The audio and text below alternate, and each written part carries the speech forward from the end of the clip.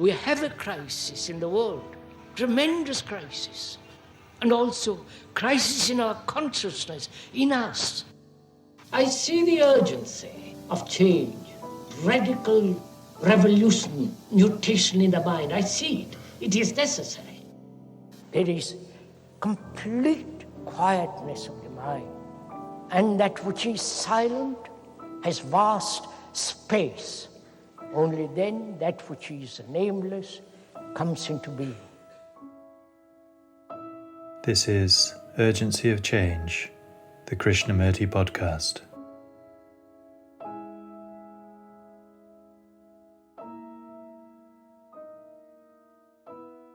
There is a stillness that is not dependent on anything. It is only that quality of stillness, that absolute silence of the mind, that can see the eternal, timeless, nameless. Hello and welcome to episode 276 of Urgency of Change. The Krishnamurti podcast features selected extracts from Krishnamurti's recorded talks. Each episode highlights his different approaches to universal and timeless themes that affect our everyday lives, the state of the world, and the future of humanity.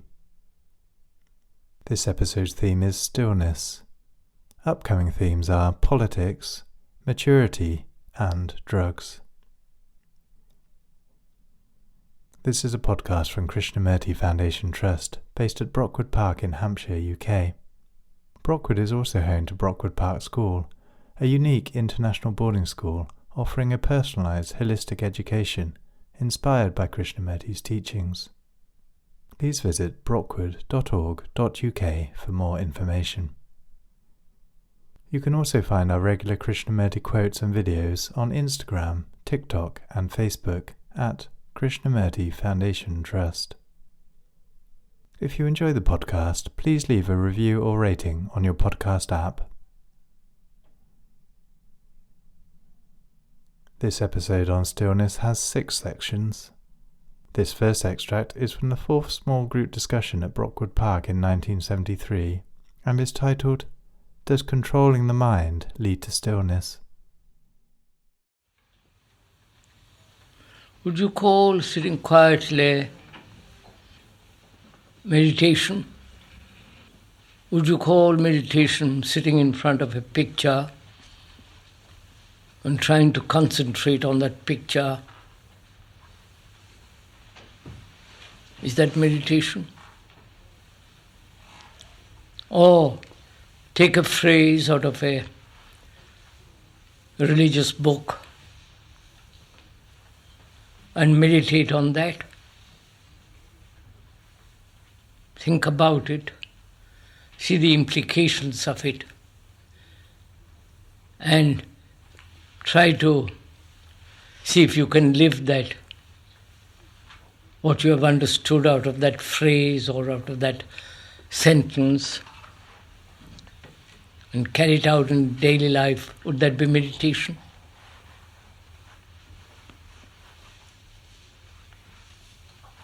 Or follow somebody, a system somebody has put together because you think he knows, and because you don't know, you're practicing so that you will know what he knows. Would you call that meditation?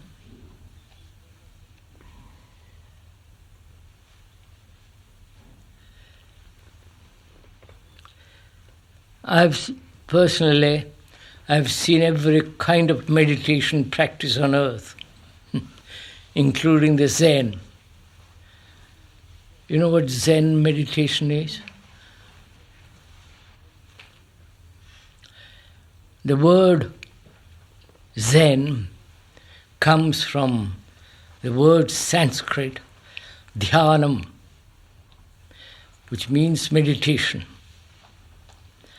And as the Chinese couldn't pronounce dhya, they turned it to Z and became Zen. And they practice sitting very quietly. See how long you can Be absolutely still. And put you questions that have no answer, but you have to find an answer. They practice attention, awareness, and so on. And there is the Christian practice of contemplation in certain monasteries, and so on. In India, there are dozens of different kinds of meditations, meditative groups, classes, and so on. Now, when you look at all that, is that meditation?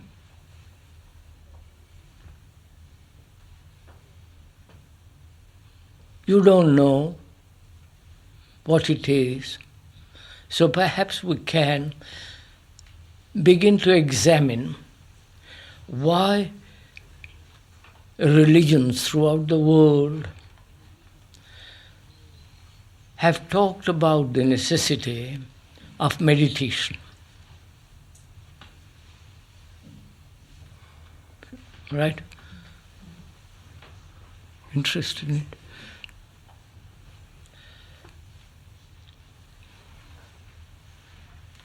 They said, because I happen to have talked to many gurus, they come to see me, I don't know why, probably think I'm a super nut like them. They come to discuss with me. They say, what do you think is meditation? And they have practiced meditation for years. I used to know a man. He was judge of a high court. And one morning he woke up and he said, I'm passing judgment on people all the time. I don't know what truth is. And so he called his family and he said, I'm going to withdraw from the world and find out what truth is. Because I have come to a point when I can't pass judgments on people without knowing what truth is.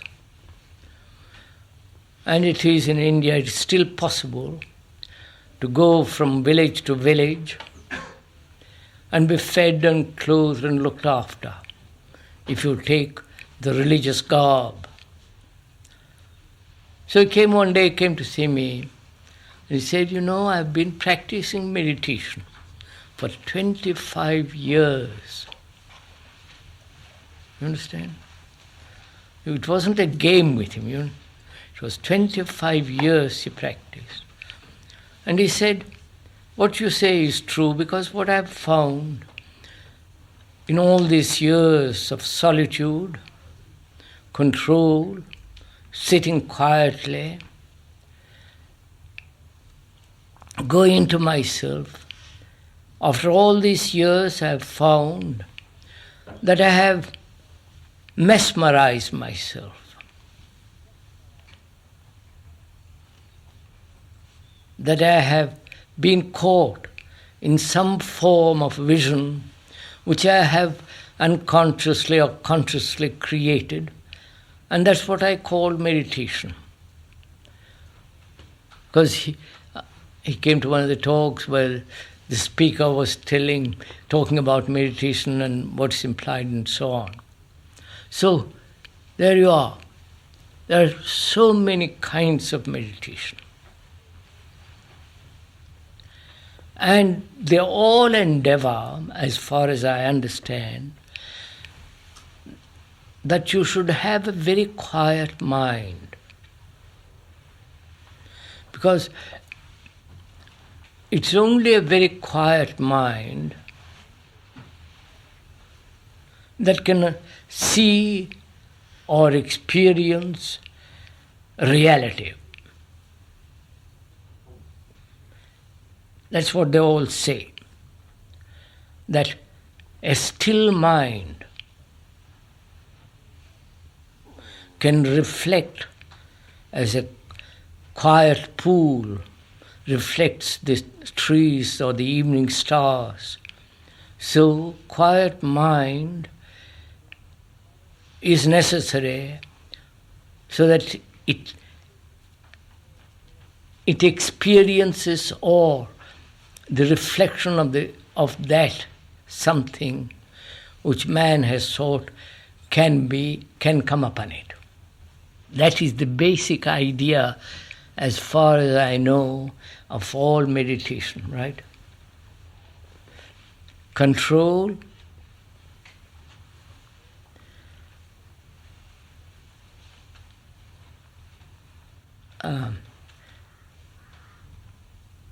sit absolutely quiet so that your body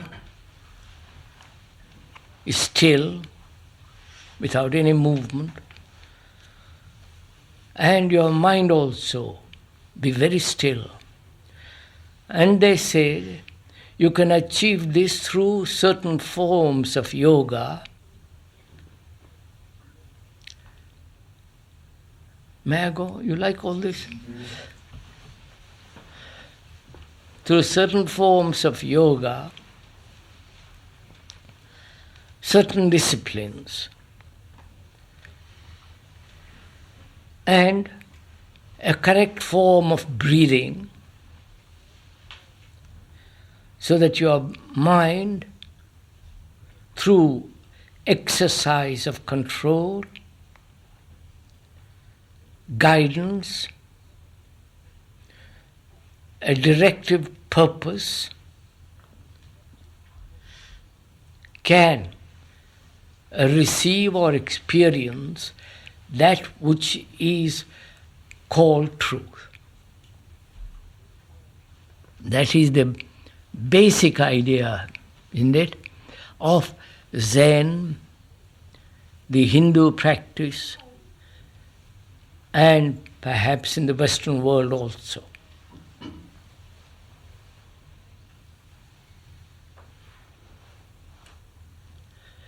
There are several things implied in it. Control, thought must be controlled. Thought must not chatter.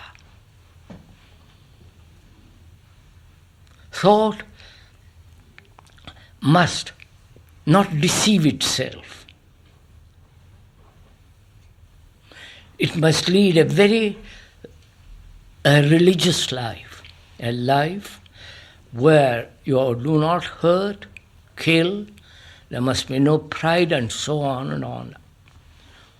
All that is necessary. Right? So let's examine it. Let's talk about it.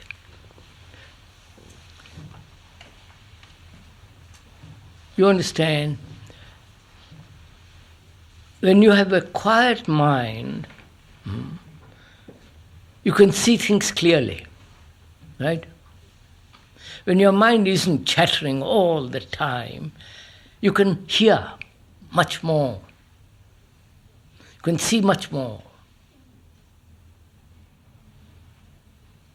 That seems so obvious, isn't it? And how do you bring about such a quiet mind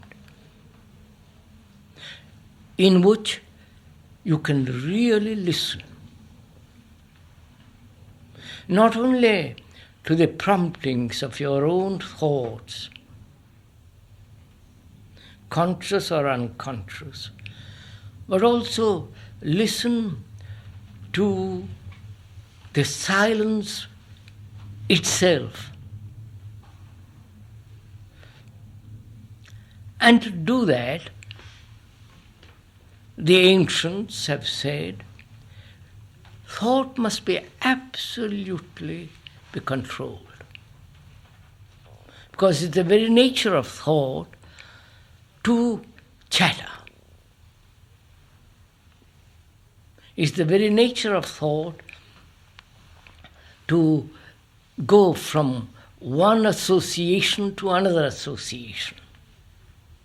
So it's endless chain in which thought is caught. Have you? So they say, control your thought. And they have spent years in controlling their thought.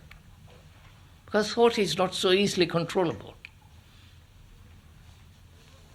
Right? And they have said, some of them, that the controller is the higher self. Are you following all this? Is that the higher self, the soul? The Hindus have certain words, Atman and so on and so on.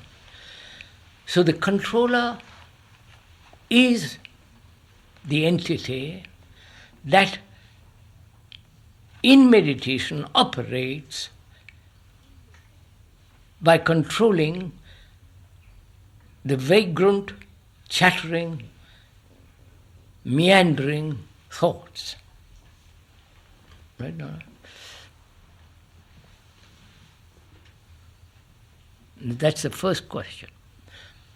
Now, who is the... Now we are going to investigate the thing together. That's what they have all said, more or less, in various forms. Sit quietly, breathe quietly, in a certain way, control your thought.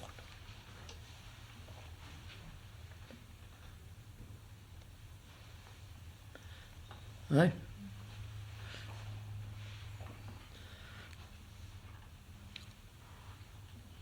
So, one has to go into the question of what is thinking, what is thought, and who is the controller. You understand? Unless we solve that problem, fundamentally, the real quietness of the mind is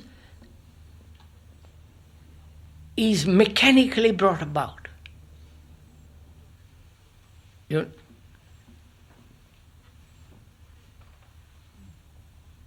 understand that? So I'm to find out whether it is possible to have a quiet mind without the controller. Because where there is control, there is suppression. There is conformity.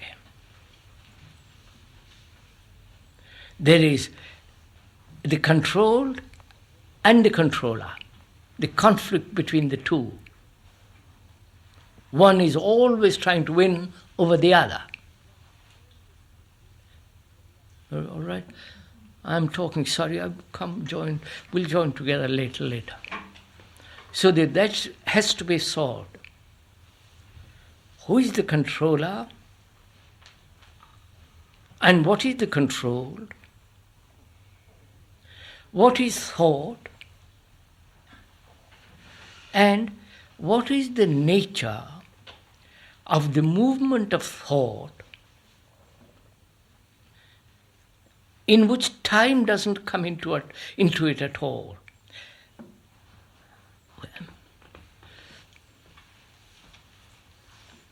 We'll go into it.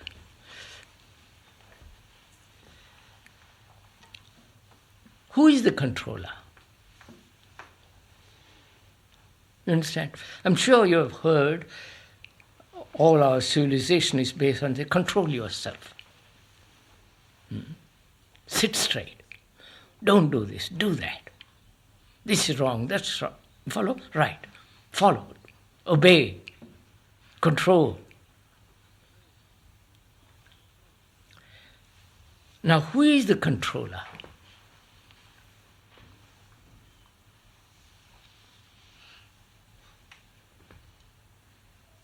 So let's talk about it. Who is the controller?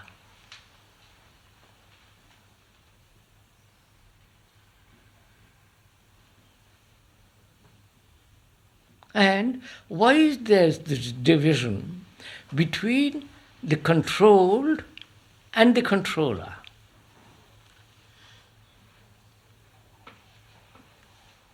Unless you really understand this, not verbally, but, deeply understand this, meditation, what to me is real meditation, cannot take place.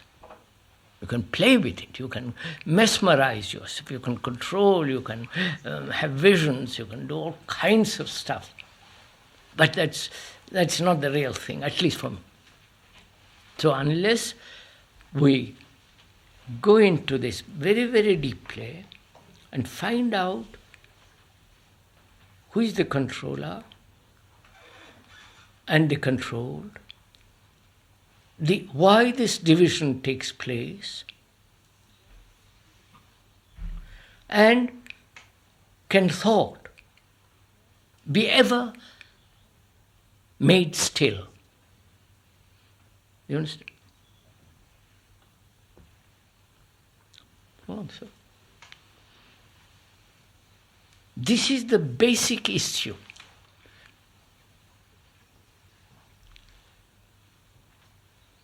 At least, I think it is the basic. I feel that is the basic issue. Because I have sat my youth with those people who meditated. Group of people, very serious,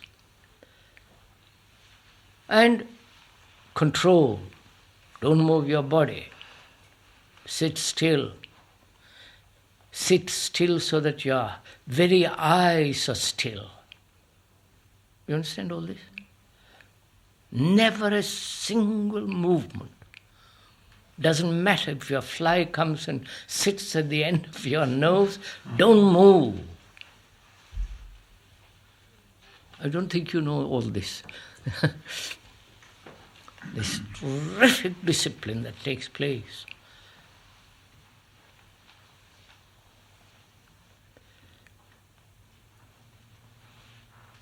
And I've also sat with those who practice various systems.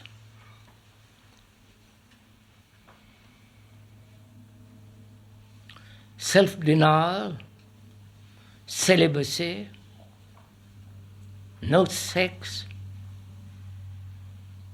fasting, 1 meal a day, never look at anything, because that might be a distraction. You understand all this? So, if you really want to go into this question of meditation, and I think it is important to go into it because perhaps that in that meditation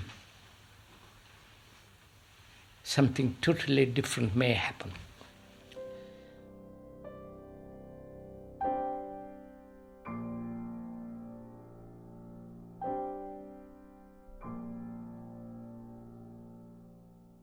The second extract is from the 7th discussion in Saanen 1969 and is titled Stillness Cannot Be Induced. As we said the other day, to observe needs energy. That energy which is broken up into various forms of activities, but it is the same energy, used little bit or expended greatly. And we said attention is the focusing of all this energy without fragmentation.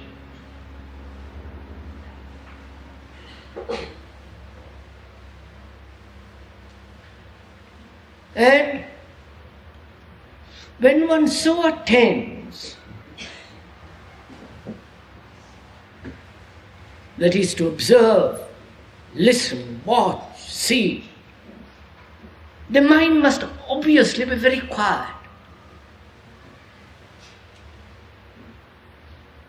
Very still. It's only in that stillness you can really see or really listen. And so, the stillness of the mind is part of this meditation.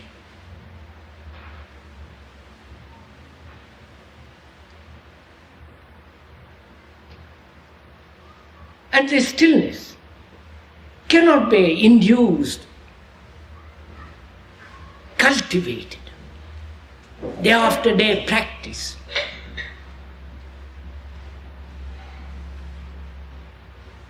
And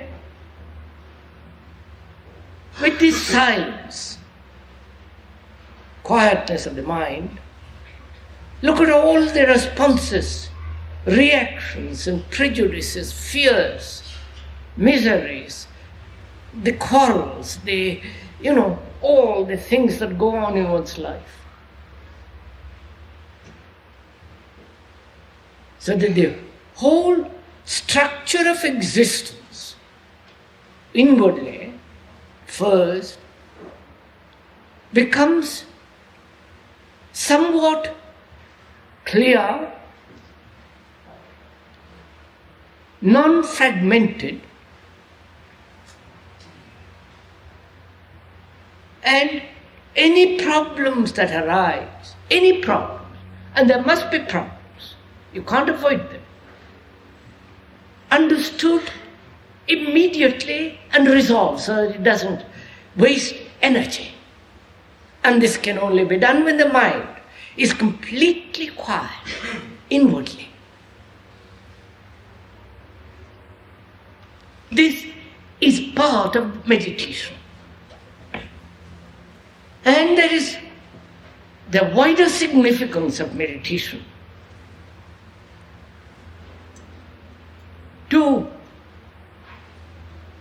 not experience, because there is no such thing as experiencing reality, enlightenment, or all that Tommy rot. But a mind that is so alert, so attentive in itself, has a quality of timelessness.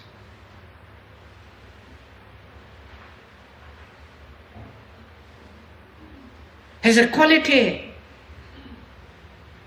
which is not touched by thought. And thought always brings about fragmentation. So, there is in meditation this sense of spaceless ecstasy.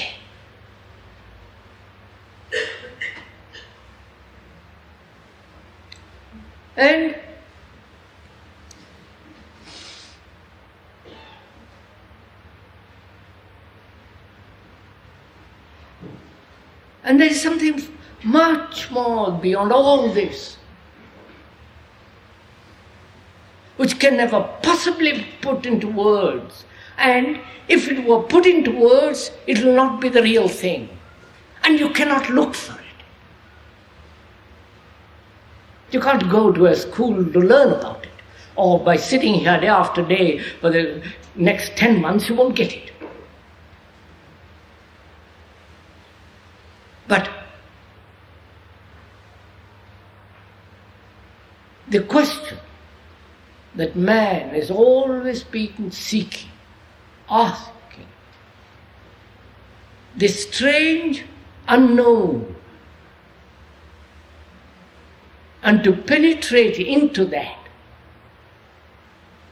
without the observer, to let that unknown penetrate in itself is part of this meditation.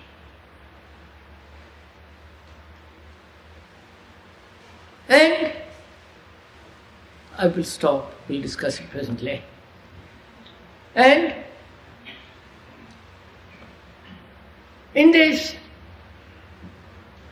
meditative state of mind, what is love? Is it just emotion, sentiment?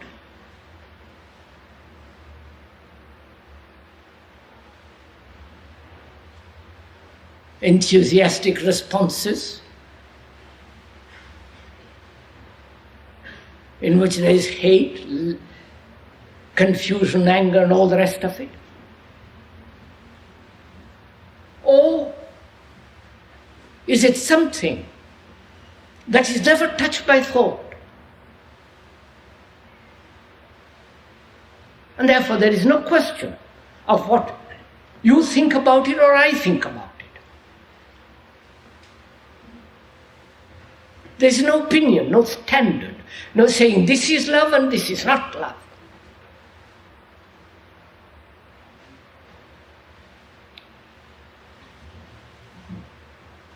And it's only thought that says I give and I don't receive love. It's only thought that brings jealousy in that what is called love. It's only thought through imagination, through pictures, that sustains the activity of sexual desires and action. So, is love, desire, pleasure, and pain, fear.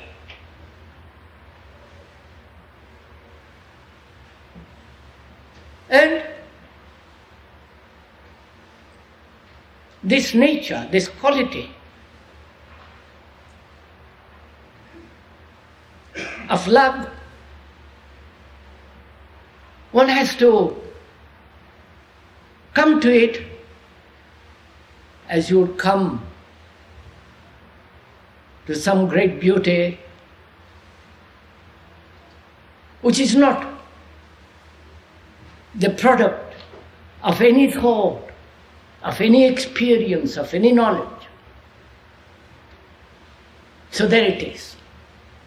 Meditation and love. Now after describing all this, and description is not the describe, the word is not the thing, how can we, living in this mad world, how can we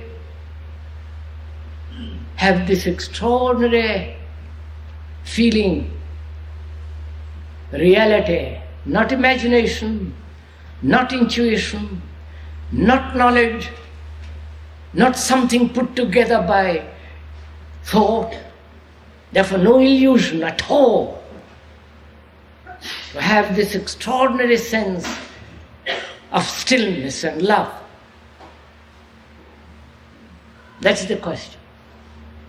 When we talk about it. If one doesn't, one's life is empty. You may be awfully clever, highly a great scientist, mathematician, artist, or God knows what else. Without this, life has very little meaning. Actually, it has very little meaning. You may have property, money, lead a most highly respectable moral or immoral life, or take drugs to have experiences and all that. All that has nothing whatsoever to do with the other.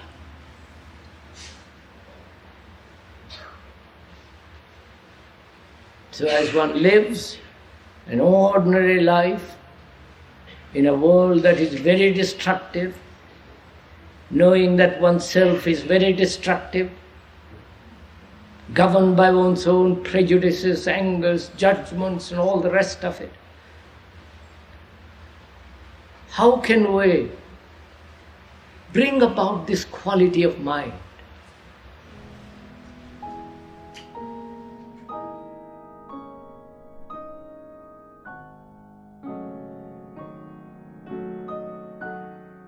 The third extract is from Krishnamurti's 8th talk in Paris 1961 and is titled, "In Stillness Comes a Different Kind of Life."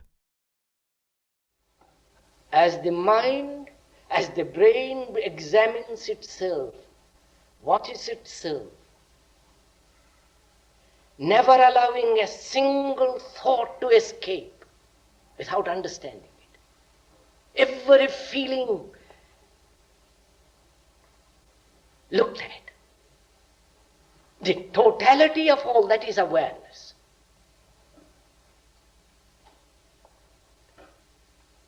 To be aware of yourself entirely, without condemnation, without justification, just to be aware without choice. As you look at your face in the mirror, you can't say, I wish I had a different face. It is there.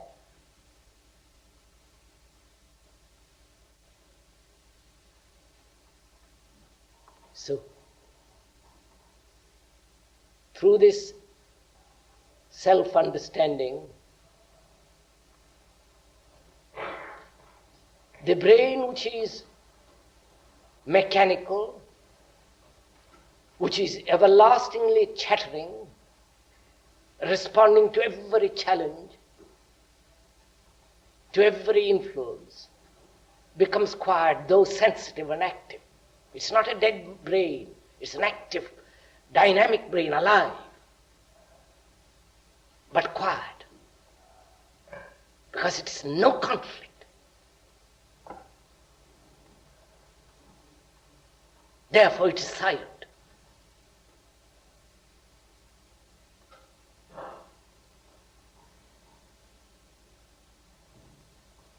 Now, a silent brain, a quiet brain,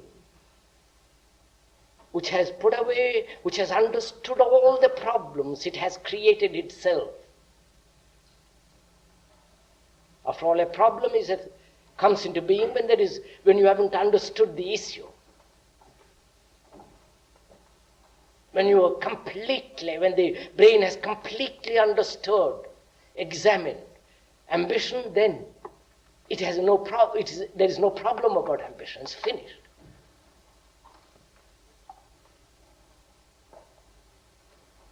So, the brain becomes quiet.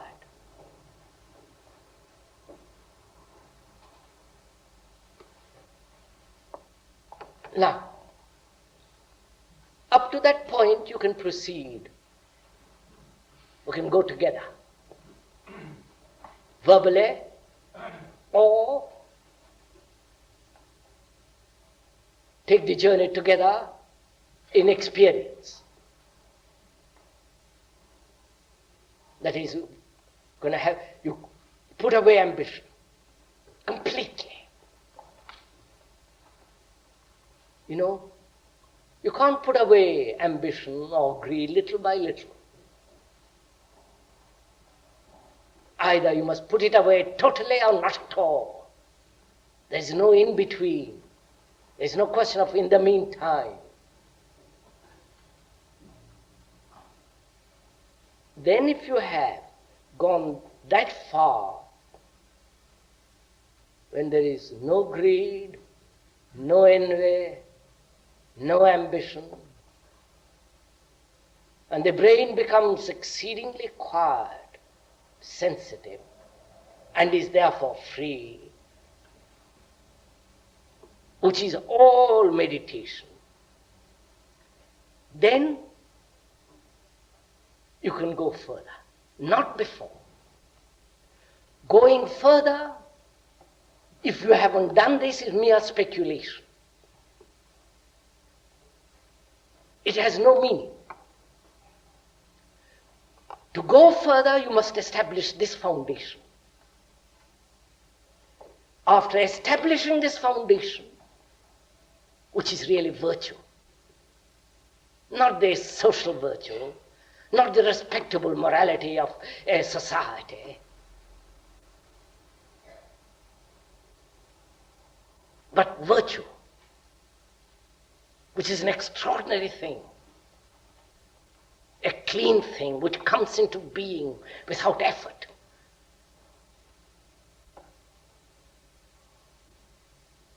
And therefore, there is humility.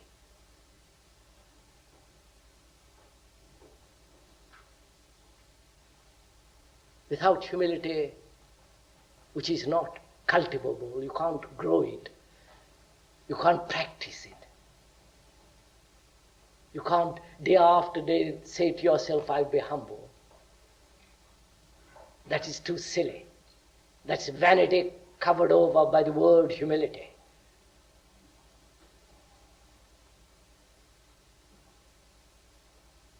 When there is such humility which comes naturally, unexpectedly, unsought, then there is no conflict, because that humility is never climbing, never wanting. Now when one has gone that far, when there is complete silence, stillness of the brain, and therefore free,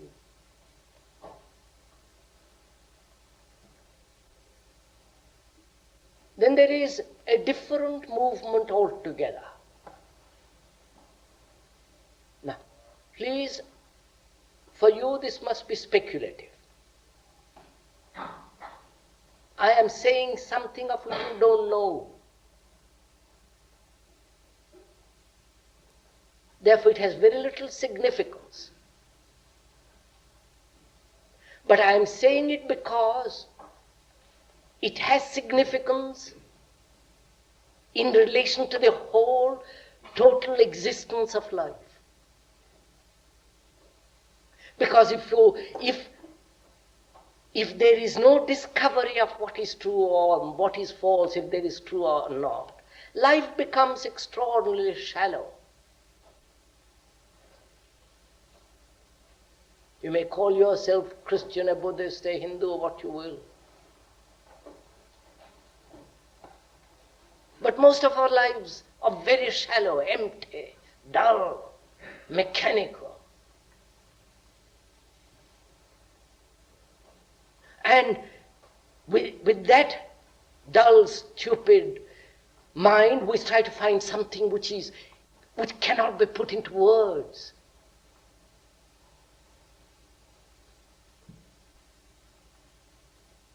So the dull, stupid mind has to transform itself. A petty mind seeking that which is not measurable is still petty.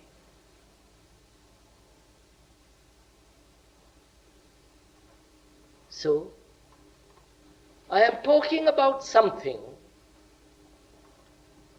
which you may or may not have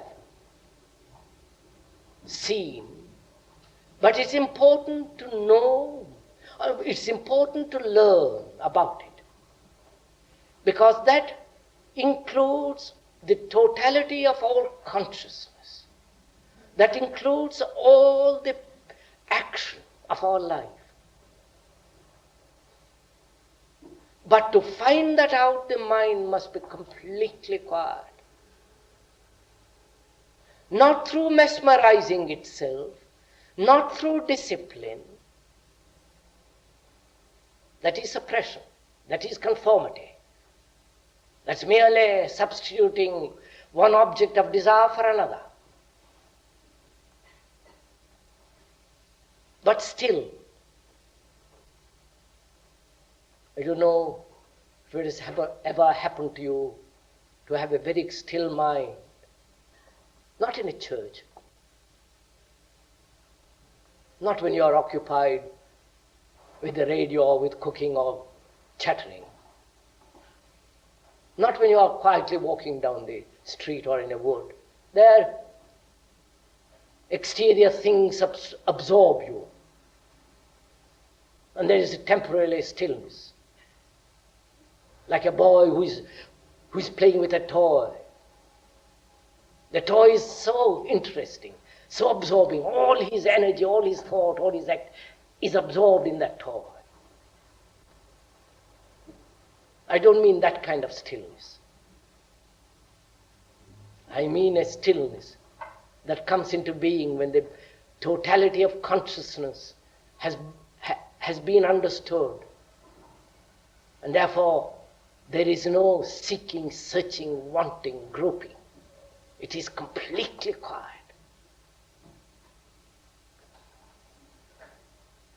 Then in that quietness there is a totally different movement.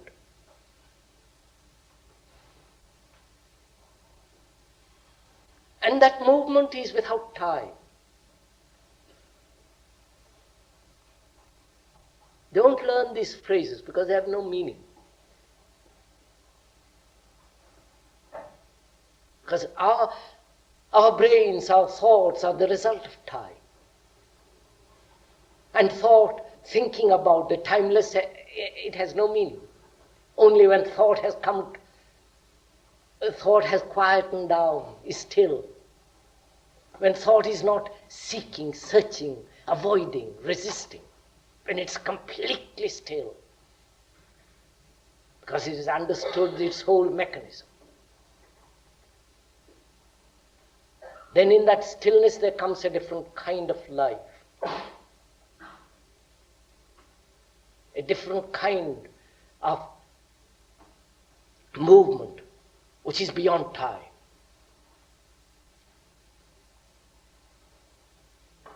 And it cannot be measured by words.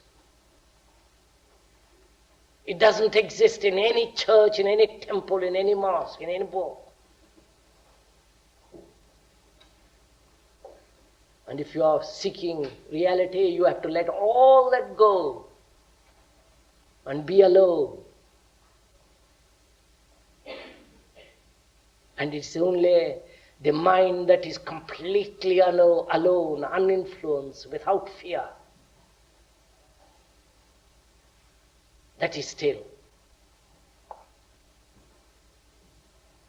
Then you don't have to invite reality. Then you will find out whether there is or there is not.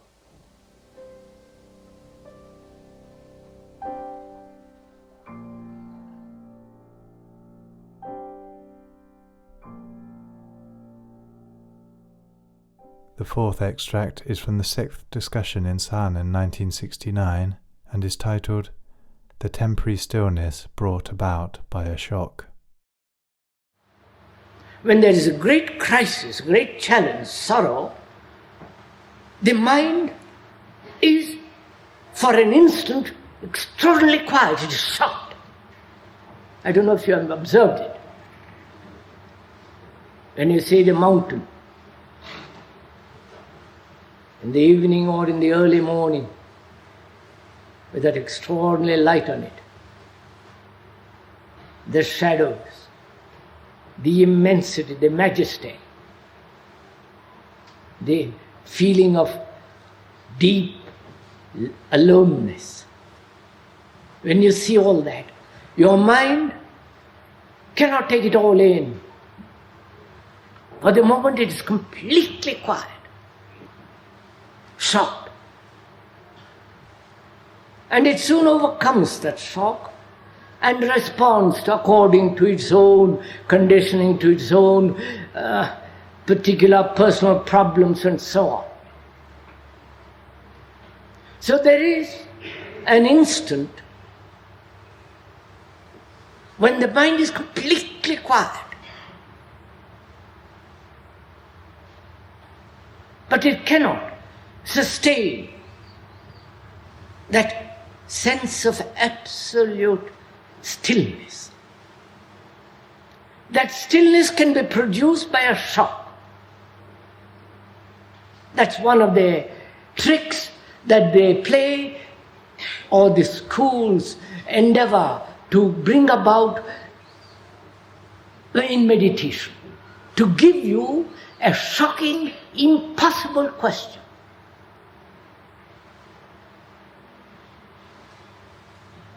How can the duck get into a small bottle?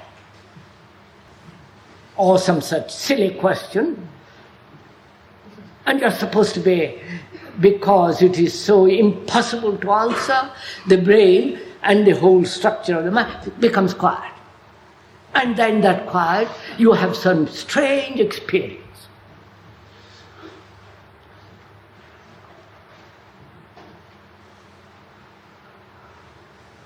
So most of us know this sense of absolute stillness when there is a great shock. Either it can be produced outwardly by some incident, or it can be brought about artificially, inwardly, by a series of impossible questions, or by some imaginative state, imaginative formula which forces the mind to be quiet. All that is obviously rather childish, immature. So, we are saying a mind that is capable of perception, in the sense we have been talking about, and therefore that very perception is action. Such a mind, to perceive, must be completely still. Otherwise you can't see. If I want to listen to what you are saying, I must listen to it silently. Any vagrant thought, any interpretation of what you are saying, any sense of resistance to what you are saying or acceptance prevents the actual listening. So, the mind that wants to listen, observe, see, watch, must of necessity be extraordinarily quiet. And again, that quietness cannot possibly be brought about through any sense of shock or through the absorption of a particular idea.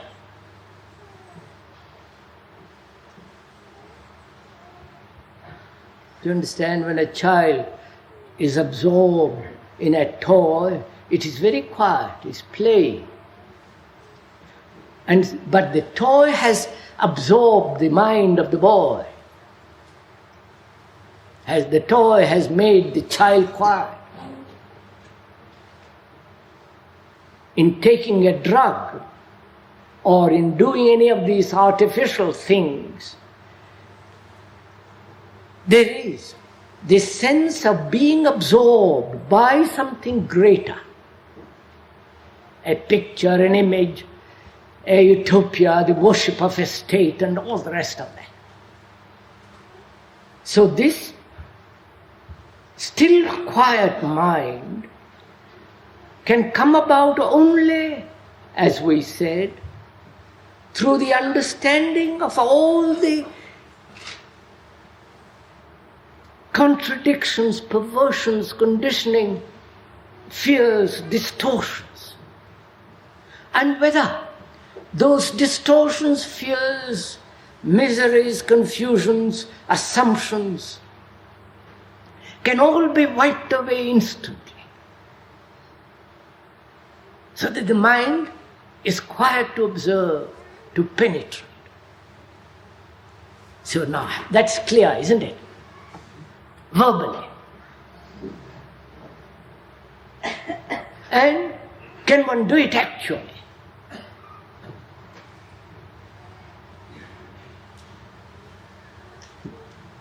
Can you actually look at yourself with complete quietness?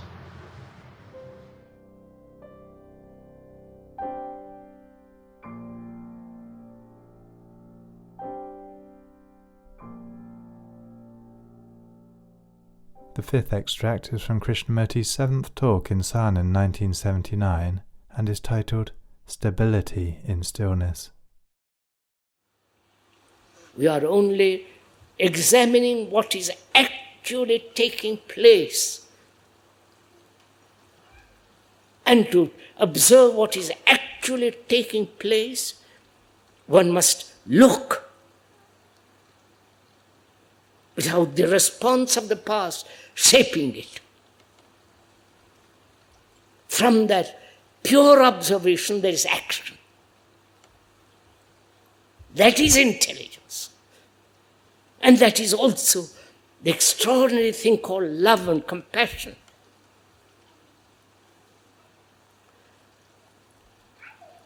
So the mind has this quality of intelligence, and naturally with that intelligence goes compassion, love. Love is not mere sex. For God's sake, brush all that. Love is something other than mere sensation. Totally unrelated to our demands and fulfillments and all the rest of it. So the mind now has this quality, this stability.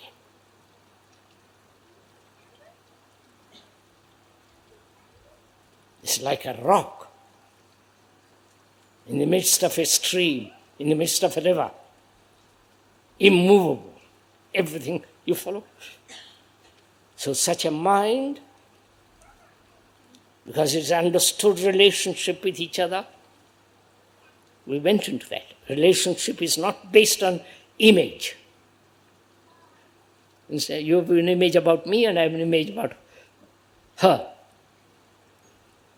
And our relationship is that, from image to image. You know all this, don't you? And therefore there is no actual relationship. There may be the relationship of touch, of the senses. But that's not actual, deep, profound relationship with another. If there is not that profound relationship, there is conflict.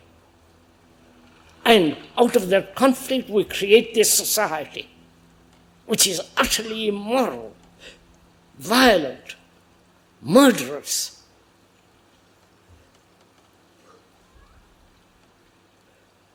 So the mind is now, has this quality of great stability.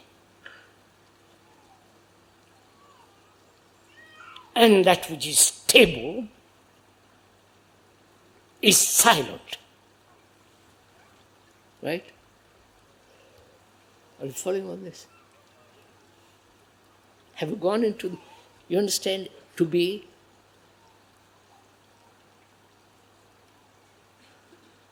absolutely clear. To have clarity which can then examine any problem. That clarity is stability. You understand? It's only the mind that's confused, contradictory, broken up, that's unstable, neurotic, seeking, striving, struggling.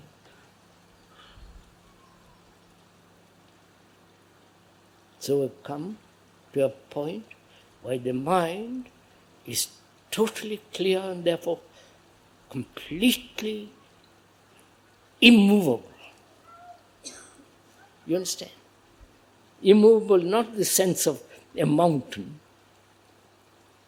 but immovable in the sense that it is so completely,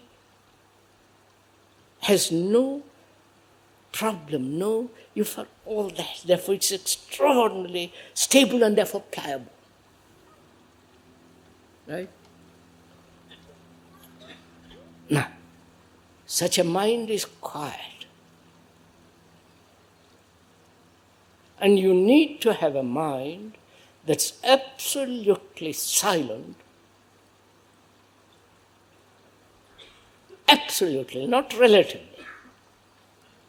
There is the silence when you go of an evening in the woods. There is great silence. All the birds have gone to bed. The wind, the whisper of the leaves have ended. There is great stillness. There is the outward stillness. And people observe that stillness and say, I must have that stillness, and therefore depend on the stillness of being alone. You understand? Beings in a solitude. That's not stillness. And there is the stillness created by thought, which is, thought says, I must be still. I must be quiet. I mustn't chatter. And gradually it produces a stillness. But that's not it, because it's the result of thought operating on noise. Right? So we are talking of a stillness which is not dependent on anything. And it is only that quality of stillness, that absolute silence of the mind, that can see that which is eternal, timeless, nameless.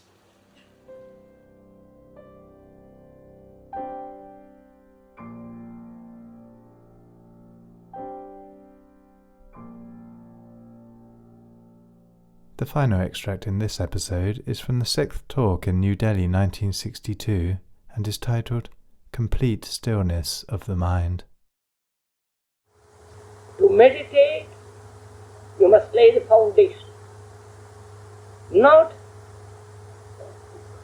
during the days to come, but immediately. And that is very difficult. That is the real crux of this matter. Because we want to be ambitious. We want to be in. And then we talk about God, truth, and all the rest of the bills.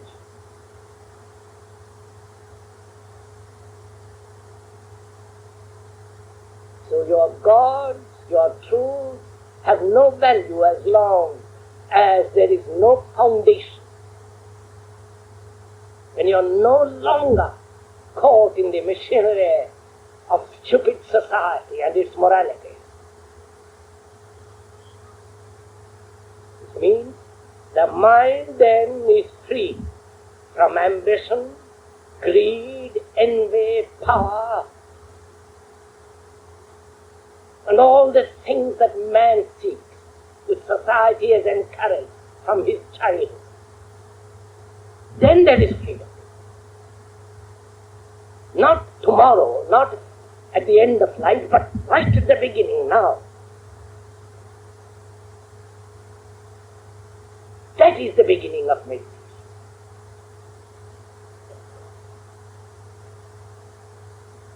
Because that implies self knowing. Not the Supreme Self. There is no Supreme Self for a petty mind, except the thing it has invented, which it calls the Supreme Self.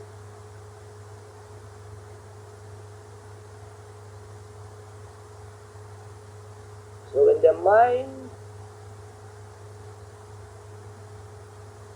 is free, not tomorrow, but actually immediately on the instant,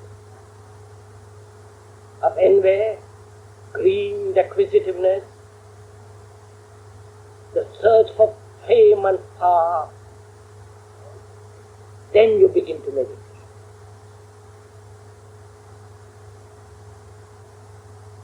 But you say,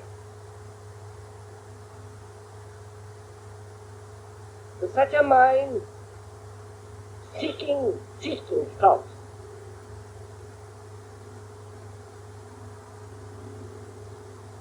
I hope you are following all this, at least some of you are. Because when you say you are seeking, what are you seeking? You are seeking something you already know, otherwise you won't seek it. You can't seek something you do not know. You can seek something which is recognizable. And recognition is of the past. Recognition is a part of the process of knowing, of knowledge, that is of the known. So, when you deny totally ambition, greed, envy, authority, therefore you have become, through self-knowing, a light to yourself, which is not an authority.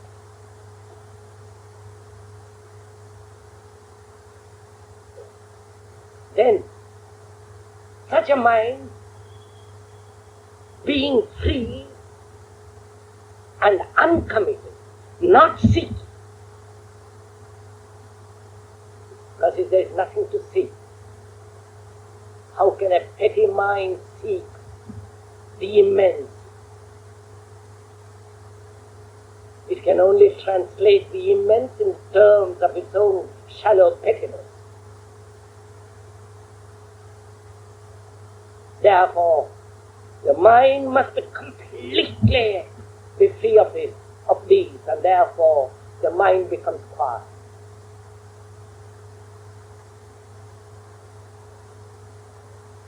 It hasn't to seek peace of mind, which is an absurdity. It's like the people talking about generosity and not corruption, keeping their hands in another man's pocket. There must be complete disassociation from society, which does not mean that you leave society, go to a forest or become a hermit. That's merely change of clothes, change of habitation. But to completely disassociate yourself so that you become alone. The mind then is uninfluenced by society. So it is capable of standing completely alone.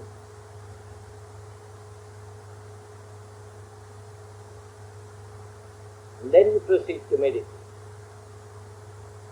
But then you will notice the brain, which is the result of time, which is the result of all the animal instincts, biological, which is the result of the accumulated knowledge of society, of the nation, the race, the group, the family. That brain becomes extraordinarily quiet. Because it's no longer seeking, it's no longer frightened, it's no longer pursuing an idea, it's no longer craving for comfort, for security, for permanence. Therefore the brain becomes extraordinarily quiet. And it must be quiet. Because any movement of the brain which is compelled by the past, if it projects, it creates illusion. Therefore it must be completely still. And this stillness is not acquired. You cannot acquire stillness. You cannot practice stillness.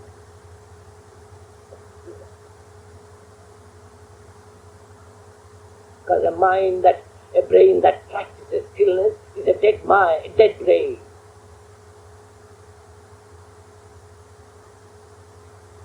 How can you force the brain, which is so extraordinarily active, and it must be sensitive? How can you make it become quiet? You can destroy it, and you do destroy it. By denying the world and escaping to some form of other world, destroying beauty and thinking God is nothing but something else. So a sensitive mind cannot be disciplined. It must be sensitive.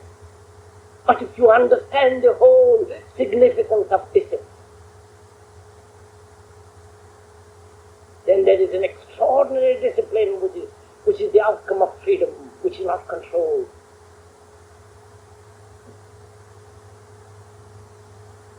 The discipline that you practice is out of fear, out of punishment, out of reward, out of gaining something which you want. If you do practice a discipline. But such discipline makes the brain dull, insensitive.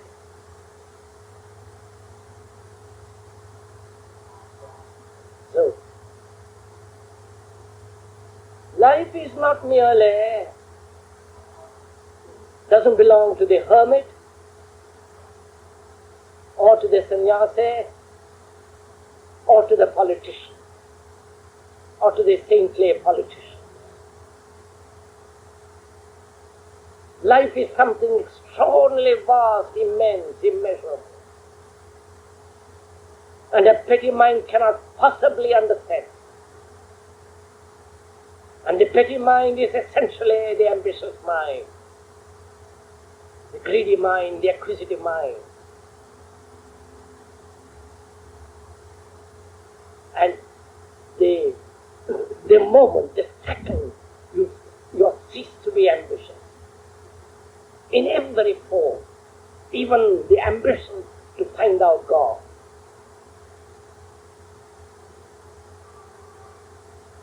the moment you are broken, your brain becomes astonishingly quiet.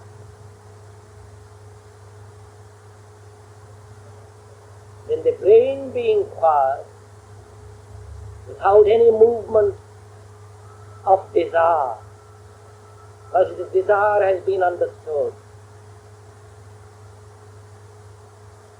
When we have understood the imaginary vision belonging to this and that, all that has been completely set aside, forgotten, then you are no longer caught by the known. Because most of us move from the known to the known.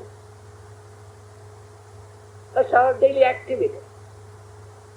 All your life you spend in the office or in technical work or from the known to the known. Your mind thinks in terms of the known. And therefore is never free from the known. And the meditative mind is free from the known.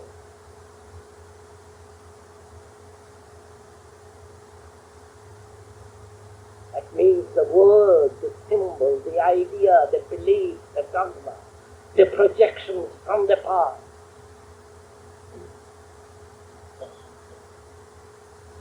mind, when the brain is free from the past, or rather, when the brain is quiet, and therefore the mind, the totality of the whole consciousness, becomes completely still. The totality of consciousness, not just one part. Because it's completely alone, uninfluenced, it no longer belongs to any society, any group, any caste, any religion, any dogma. It's finished with all that. Therefore there is complete stillness of the mind. And in that stillness there is neither the observer nor the observed.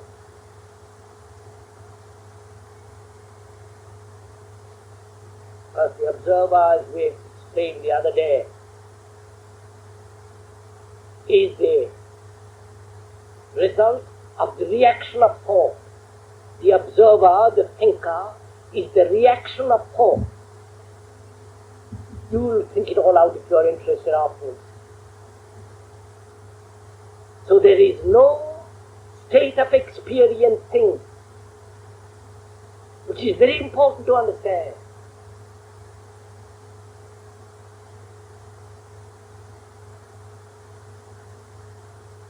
Experience, I'll put it very quickly and briefly. Experience is that state when there is response to a challenge.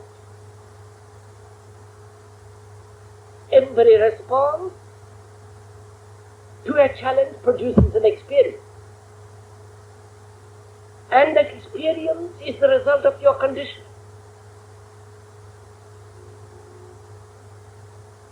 If you are a Hindu, with your background, you respond to a challenge, even the smallest challenge, not the enormous challenges of life, little challenges of every day. You respond from the background of your Hinduism, of your conditioning. And that conditioning, that reaction is experience. So, a mind that is experiencing is reacting, and therefore is never free mind. Therefore, the still mind is not seeking experience of any kind.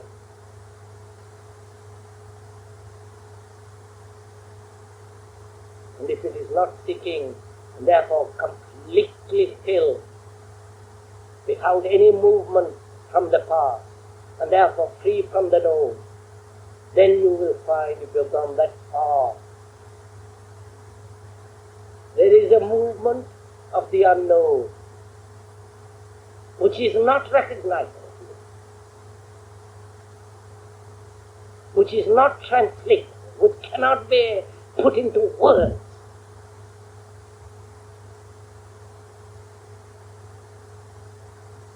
Then you will find there is a movement which is of the immense. That movement is of the timeless. But there is no time, nor there is a space to be something in which to be achieved, to experience, to gain.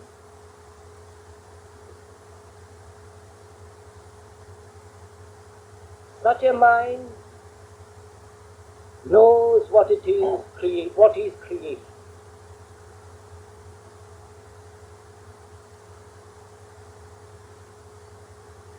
Not the creation of the painter, the poet, the verbalizer, but that creation which has no motive, which has no expression. That creation is love and death.